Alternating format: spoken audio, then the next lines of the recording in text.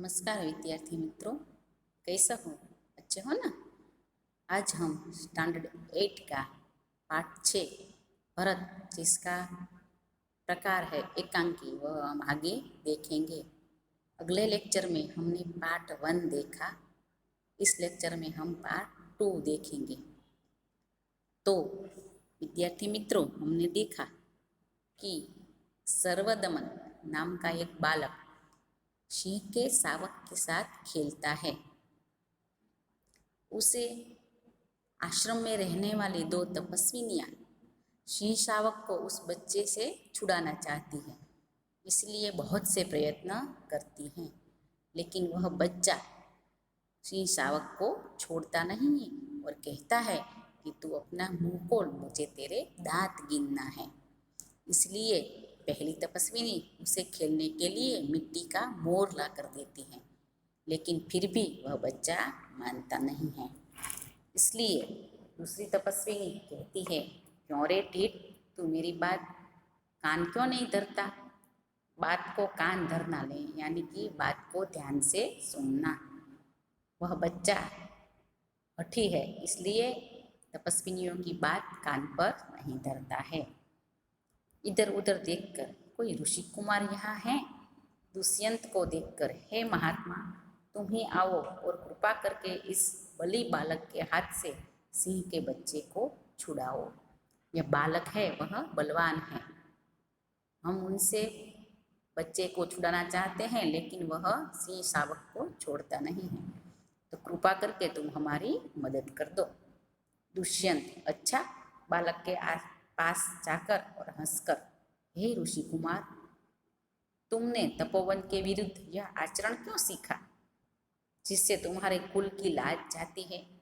यह तो कोई अच्छी बात नहीं है।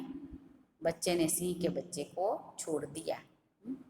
तपोवन में ऐसा नियम होता है कि किसी भी प्राणी को छेड़ा नहीं जाता, उनको निर्भयता से वहाँ विचरण करने दिया जाता है।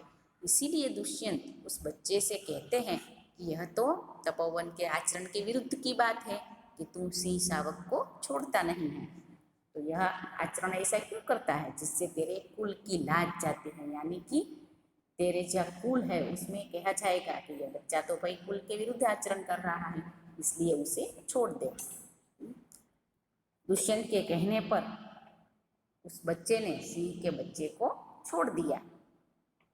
दूसरी तपस्विनी, हे बड़भागी, यह ऋषि कुमार नहीं है। दुष्यंत, सत्य है, उसके काम ही ऐसे साहस के है, यह ऋषि कुमार नहीं जान पड़ता, परंतु मैंने तपोवन में वास देखकर इसे ऋषिपुत्र जाना था। दुष्यंत उस बच्चे को ऋषिपुत्र के नाम से पुकारते हैं। इसीलिए दूसरी तपस्विनी कहती है कि हे बड़भागी, यानी कि हे भाग्यवान, यह ऋषि कुमार नहीं है। तो दुष्यंत कहते हैं कि उसके काम ऐसे साहस भरे है कि वो कोई क्षत्रिय वीर का पुत्र लगता है, लेकिन वह बच्चा आश्रम में क्या कर रहा है? उसको आश्रम में देखकर मैंने उसे ऋषि कुमार मान लिया। बच्चे की हथेली को अपने हाथ में लेकर स्वयं से, हाँ, इसका हाथ छूने से मुझे इतना सुख हुआ है, जिस बड़भागी का यह बेटा है उसे कितना हर्ष होता होगा। दुष्यंत उस बच्चे की हथेली को अपने हाथ में लेते हैं और देखते हैं कि इसके हाथ को छूकर उसका स्पर्श करने से मुझे बहुत सुख मिलता है, आनंद मिलता है। जिस भाग्यवान का यह बेटा होगा वो तो कितना हर्षित होगा। दूसरी तपस्विनी दोनों को और देखकर, बड़े अचंभे की बात है, कुछ आश्चर्यजनक बात है। दुष्यंत, तुझे क्यों अचंभा हुआ? तुझे आश्चर्य क्यों हुआ? दूसरी तपस्विनी, इसलिए हुआ, इस बालक की और तुम्हारी सूरत बहुत मिलती है, यानी कि तुम्हारा चेहरा और इस बालक का चेहरा इतना मेल खाता है कि आश्चर्य किए बिना नहीं रहा जाता, और तुम्हें जाने बिना भी इससे तुम्हारी बात मान ली। इस ऋषिपुत्र यानी कि इस बच्चे ने किसी की बात नहीं मानी, सिंह शावक को छोड़ने को तैयार ही नहीं था, लेकिन जैसे ही आपने कहा उसने तुरंत आपकी बात मान ली। दुष्यंत बच्चे को गोद में उठाकर, हे तपस्विनी, जो यह ऋषि कुमार नहीं है तो किस वंश का है? दुष्यंत है वो बच्चे को अपनी गोद में उठाकर बैठा लेता है और कहता है यह जो ऋषि कुमार नहीं है तो फिर यह किस वंश का है, यह पुरुवंशी है। दूसरी तपस्विनी कहती है यह पुरुवंश का है। दुष्यंत स्वयं से, इसलिए इसकी सूरत मुझसे मिलती है क्योंकि मैं भी पुरुवंशी हूँ।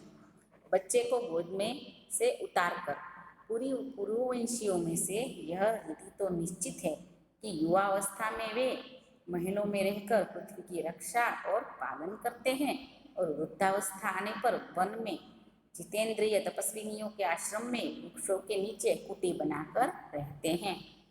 देवता जैसी शक्ति वाला यह निडर और असाधारण बालक मनुष्य का पुत्र भला किस प्रकार होगा।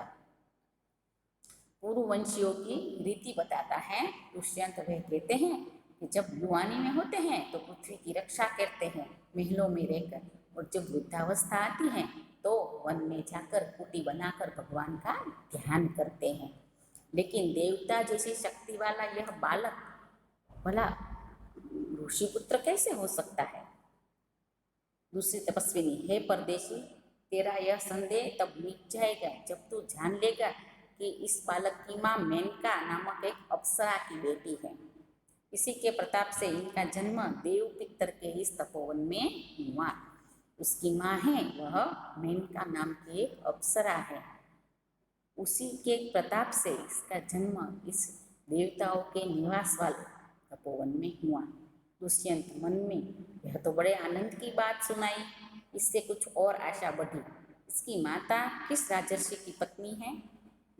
दुष्यंत को ऐसा होता है कि मानो न मानो यह कहीं न कहीं मुझसे मेल खाते हुई घटना है, इसलिए कहते हैं कि उसकी माता किस राजर्षि की पत्नी है। दूसरी तपस्विनी, जिस राजा ने अपनी विवाहिता स्त्री को बिना अपराध छोड़ दिया है उसका नाम मैं न लूँगी। उसकी माता को इस राजा ने उसके अपराध के बिना इसे छोड़ दिया है, बिना अपराध के उसे सजा दी है छोड़ देने की, इसलिए उस मनुष्य का नाम मैं अपने मुंह से नहीं लेना चाहती हूँ। दुष्यंत स्वयं में, यह कथा तो मुझ पर लगती है, भला अब इस बालक की माँ का नाम पूछूं। पहला तपस्विनी मिट्टी का मोर लेकर आई। दुष्यंत को लगता है कि यह कथा तो बिल्कुल मेरे जैसी लगती है। इस बच्चे की माँ का नाम अगर पूछ लूँ तो मुझे सही सही बात का पता चल जाएगा। इतने में पहली तपस्विनी हाथ में मिट्टी का मोर लेकर आती है। पहली तपस्विनी, हे सर्वदमन, यह शकुंत लावण्य दे। उस बच्ची का नाम सर्वदमन है। शकुंत यानी मोर, लावण्य यानी सुंदरता। इस मोर की तू सुंदरता देख। बालक बड़े चाव से देखकर, कहाँ है शकुंतला मेरी माता। बच्चे को पता है कि मेरी माता का नाम शकुंतला है, इसीलिए कहते हैं कि हमारी माता कहाँ है। दूसरी तपस्विनी हंसते हुए, यहाँ तेरी माता नहीं है, तुम इस नाम से धोखा खा गए सर्वदमन। मैंने तो कहा कि मिट्टी के मोर को देख। शकुंत यानी मोर, इस मिट्टी के मोर को देख, लेकिन तेरी माता का नाम शकुंतला है इसीलिए तो धोखा खा गया। दुष्यंत स्वयं से, इसकी माँ मेरी ही प्यारी शकुंतला है या इस नाम की कोई और दूसरी स्त्री है। यह वृत्तांत मुझे ऐसे व्याकुल कर रहा है जैसे मृग तृष्णा प्यासे हिरण को व्याकुल करती है। दुष्यंत कहते हैं कि मेरी पत्नी का नाम भी शकुंतला है, तो मानो न मानो यह मेरा है बच्चा है। इसलिए कहता है कि मेरा मन ऐसे व्याकुल होता है जैसे हिरण उस मृगजल को देखकर पानी पीने के लिए व्याकुल होता है। बालक खुश होकर, मुझे यह मोर बहुत अच्छा लगता है, खिलौना ले लेता है। मोर को देखकर बच्चा खुश हो जाता है और पहली तपस्विनी के हाथ से मोर ले लेता है। पहली तपस्विनी घबरा कर, ओह, बालक की बाँह से रक्षाबंधन कहाँ गया। उस बालक की रक्षा करने के लिए ऋषि ने उसकी बाँह में एक रक्षाबंधन बांधा था, वह कहीं गिर गया, इसीलिए पहली तपस्विनी घबरा गई और कहने लगी कि ओह, इस बालक का रक्षाबंधन कहाँ गया।